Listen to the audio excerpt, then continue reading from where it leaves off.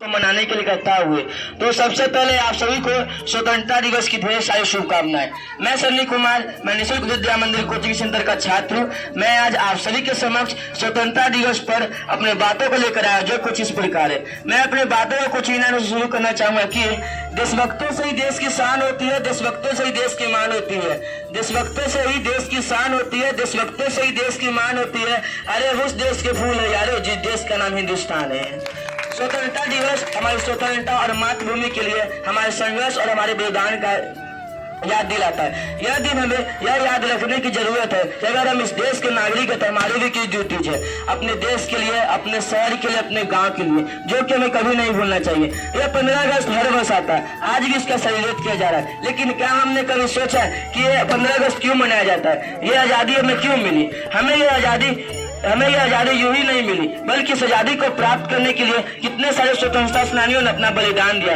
जैसे कि महात्मा गांधी, सुभाष चंद्र बोस, पंडित जवाहरलाल नेहरू, भगत सिंह, सुखदेव, राजगुरु। इन कई नामों में से कुछ नाम है जिन्हें हम जानते हैं। इनकी कुर्बानियों को आज भी श्रद्धांजलि दे रहे हैं। लेकिन इनके अलावा कई लाखों हजारों नाम है जिन्हें हम नहीं जानते। इन शहीदों के लिए मैं कुछ लाइन करना चाहूंगा कि कुछ नशा तिरंगे की शान का है, कुछ नशा मातृभूमि की शान का है। कुछ नशा तिरंगे की शान का है, कुछ नशा मातृभूमि की आन का है। हम लहराएंगे हर जगह तेरे नशा हिंदुस्तान की सम्मान का है। झंडे के सबसे ऊपर दिखने वाले केसरिया रंग जो ताकत का और बलिदान का प्रतीक दिखाता है। सफेद दिखने वाली रंग जो हमें सभी धर्मों का सम्मान कराता है। और झंडे के सबसे नीचे दिखने वाली रंग हरा रंग जो कि देश की समृद्धि और विकास का प्रतीक है। और झंडे के बीच में दिखने वाली अशोक चक्र जिसमें 24 लकीर होती है, वो हमेशा हमें आगे बढ़ने के प्रेरित करती है। आज हम उन फ्रीडम फाइटर्स की वजह से खुली हवा में तो सांस ले रहे हैं, लेकिन कई मामलों में आज आजाद होकर भी आजाद नहीं, क्योंकि जब तक हमारे अंदर नफरत, भेदभाव तथा दूसरों की बुराइयां करने की भावनाएं खत्म नहीं हो जाती, तब तक हम ये नहीं कर सकते कि हम पूरी तरह से आजाद है। इसलिए भगत सिंह कहते कि बुराइयां इसलिए नहीं बदली कि बुरे लोग हो गए, बुराइयां इसलिए नहीं बदली कि बुरे लोग हो गए, बुराइयां इसलिए बदल रही कि बुरे सहने वाले लोग हो गए। महात्मा गांधी हमेशा कहते थे कि बुराई का विरोध करें, हमें किसी के साथ बुरा नहीं करना चाहिए, न बुरा बोलना चाहिए, न बुरा सुनना चाहिए। अगर जहां भी बुरा चीज हो हमें तुरंत उसका विरोध करना चाहिए। 15 अगस्त स्वतंत्र भारत के लिए बहुत ही महत्वपूर्ण दिन है, क्योंकि 1600 ईस्वी में अंग्रेज हमारे देश में व्यापार करने को उद्देश्य आए थे। क्योंकि हमारा भारत देश पहले मसाले से के लिए प्रसिद्ध जाना जाता था, इसलिए अंग्रेज यह सोचकर व्यापार करने को उद्देश्य आए थे। वह यहाँ पर धीरे धीरे अपना साम्राज्य स्थापित कर लिए, क्योंकि वह भारत में अलग अलग राज्य पर अपने कंपनी को फैलाकर यहाँ पर स्थापित कर लिया अपने साम्राज्य को। इसी को आजाद दिलाने के लिए पहली लड़ाई 1857 में लड़ी गई थी, जिसमें मंगल पांडे नामक एक क्रांतिकारी शहीद हो गए थे। लेकिन उस समय हम युद्ध में विजय प्राप्ति न हो सकी, क्योंकि उस समय हम लोगों में एकता नहीं थी। फिर 1942 में भारत छोड़ो आंदोलन हुए थे, इससे अंग्रेजों ने खूब विरोध किया, लेकिन करो या मरो नारे के साथ सभी देशवासी आजादी की लड़ाई में कूद पड़े।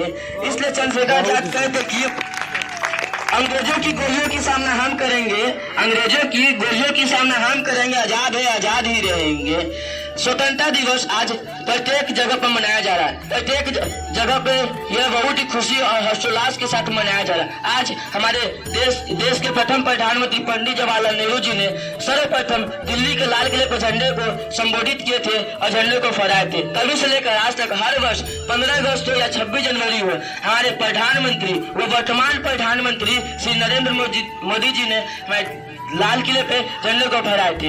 अंत में मैं जाते जाते कुछ लाइन करना चाहूंगा कि क्या बनाने आए थे, क्या क्या बना रहे थे, क्या बनाने आए थे, क्या क्या बना रहे थे। कहीं मंदिर बना रहे थे, कहीं मस्जिद बना रहे थे, कहीं मंदिर बना रहे थे, कहीं मस्जिद बना रहे थे। अरे हमसे तो अच्छी जात उन परिंदों की है, कहीं मंदिर पे जावे थे, कहीं मस्जिद पे जावे थे। धन्यवाद। मेरे बात वतन पे मरने वाला इनकलाब आएगा।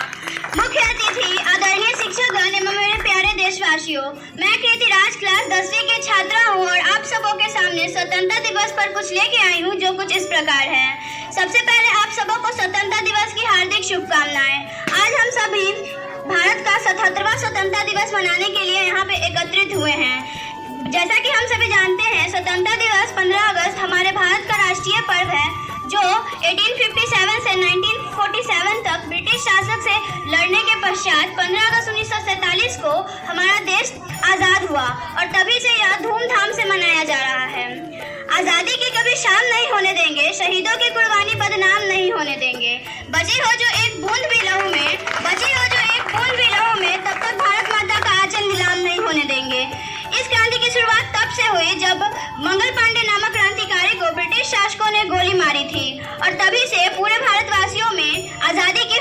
पड़ी। यह आज़ादी हमें इतनी आसानी से नहीं मिली।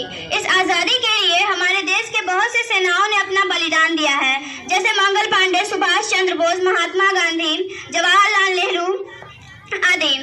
इनका वह मात्र एक ही लक्ष्य था कि देश को आज़ाद कराना, और वे इसमें सफल भी रहे थे। इन सेनाओं के लिए मैं कुछ लाइनें हैं जो कहना चाहूंगी कि चलो फिर से याद कर ले वो नज़ारा याद कर ले, बलिदानों के खून की वो धारा याद कर ले, जिसमें बहकर पहुंची थी आज़ादी किनारे पर, उन्हें याद कर ले। 15 अगस्त हमारे देश की आज़ादी का दिन है, और ये आज़ादी हमें इतनी आसानी से नहीं मिली, इसलिए ज़रूरी है कि हम इसे अच्छे से अपने जिए। जाते जाते मैं बस इतना कहना चाहूंगी कि भूल न जाना भारत माता के सपूतों का बलिदान, जो इस दिन के लिए हुए थे हंसकर कुर्बान। स्वतंत्रता दिवस की खुशियों को मनाकर लो ये शपथ कि भारत देश को मनाएंगे और भी महान। जय हिंद, जय भारत।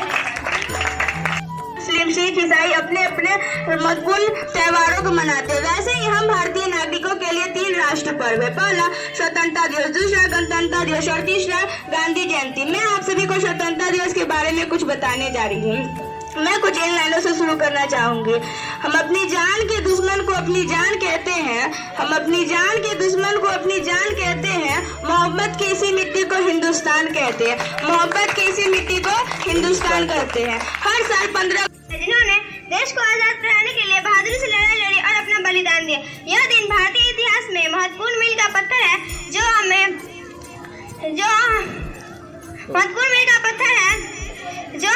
राष्ट्र के रूप में एक साथ बांधा। यह दिन हमारे सिद्धांतों का प्रतीक है। आज हम पंडित जवाहरलाल नेहरू, महात्मा गांधी, सुभाष चंद्र बोस जैसे अनेक महान दिग्गजों के कंधे पर खड़े हैं, जिन्होंने न्याय, अहिंसा और सच्चाई का महान सिद्धांतों के साथ हमारा मार्गदर्शन किया। मंदिर का छात्र आप सभी को स्वतंत्रता दिवस की हार्दिक शुभकामनाएं देता हूँ। हर साल की तरह इस साल भी आज हम सभी यहाँ स्वतंत्रता दिवस मनाने के लिए एकत्रित हुए हैं। इस वर्ष भारत का 77वां स्वतंत्रता दिवस मनाया जा रहा है, और अभी मैं आप सभी के सामने अपने विचारों को प्रकट करना चाहता हूँ। शुरुआत करते कुछ इन लाइनों से।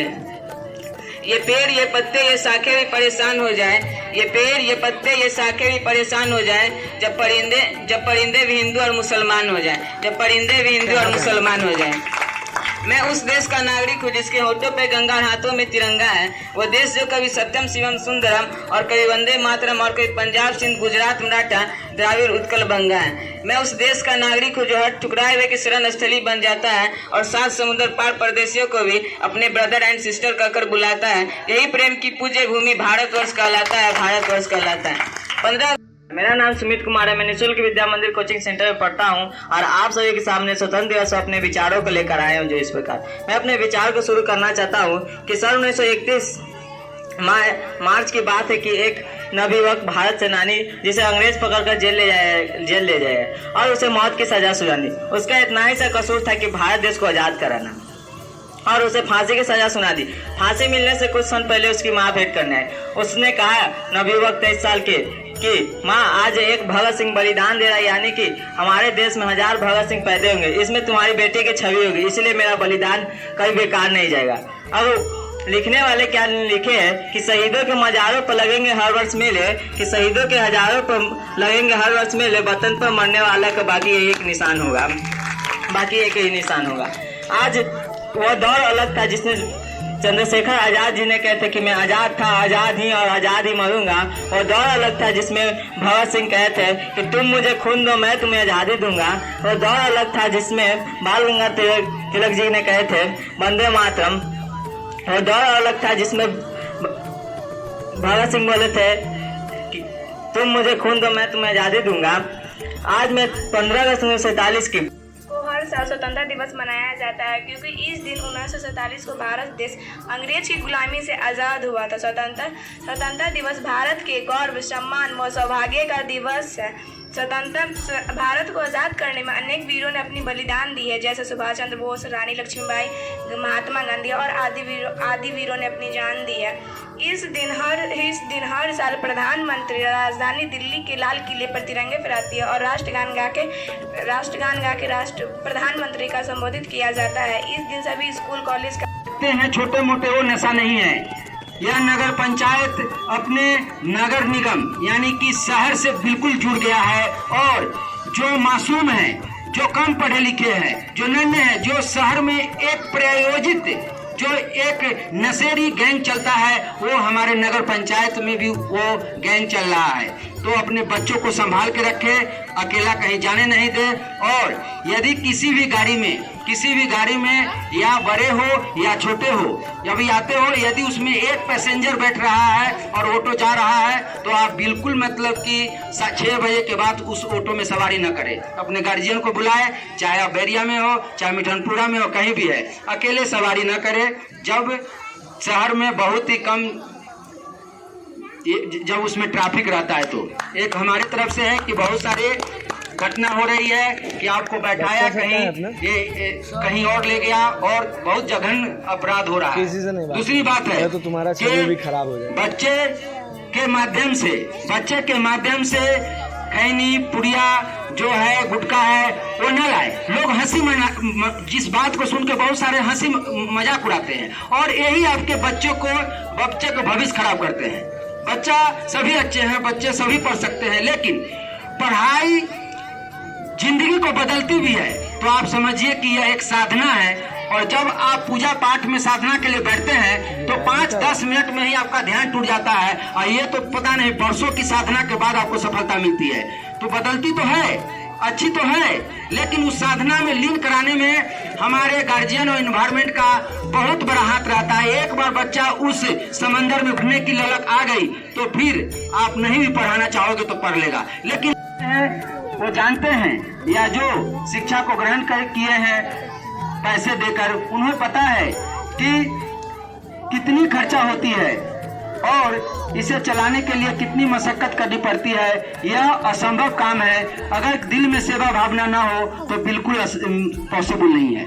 और सेवा भावना है तो यह चलेगी और चल रही है और चलेगी और बेहतर कंडीशन में चलेगी। जब तक मैं जिंदा हूँ, मैं समाज में शिक्षा के माध्यम से बदलाव का प्रयत्न करता रहूंगा। यही आज के दिन मैं संकल्प लेता हूँ।